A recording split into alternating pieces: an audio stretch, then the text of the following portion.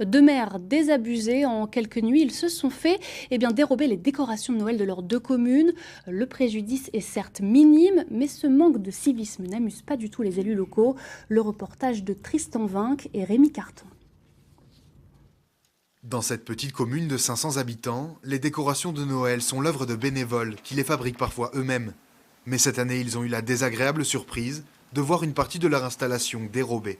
Des rallonges électriques, des boules lumineuses, des boules normales qui étaient accrochées, des grosses boules dans les arbres. Il y avait également un Père Noël et puis tout un tas d'accessoires, des choses plus ou moins importantes mais qui faisaient le décor. Plus étonnant encore, la plupart des objets disparus ont été retrouvés jetés, vandalisés ou même installés n'importe comment dans le village voisin d'Hervy-le-Châtel, village où des sapins ont disparu et où des décorations ont également été détruites. On est particulièrement navré parce qu'on est une petite commune, on n'a pas des budgets très élevés. On fait l'effort de faire une décoration au moment des fêtes pour dynamiser un petit peu le centre-bourg et on s'aperçoit que ces efforts-là sont bafoués. Avec les communes de Davray et Bernon, ce sont au moins 4 villages très proches qui ont connu ces actes de vandalisme en l'espace de quelques nuits.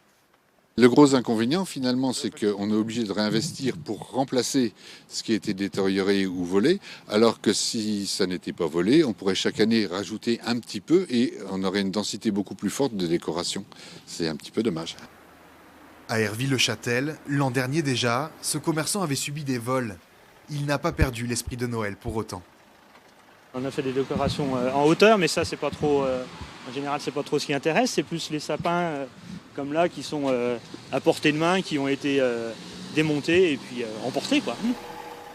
On a renouvelé l'opération quand même. Après, il faut quand même que ça ait un aspect festif, mais bon, effectivement, ça peut arriver de nouveau. S'ils se font attraper, les auteurs risquent tout de même jusqu'à 5 ans de prison et 75 000 € d'amende pour dégradation de biens publics. Et notre dessinateur du jour, Christophe Damien Desbiécourt, semble avoir trouvé les responsables.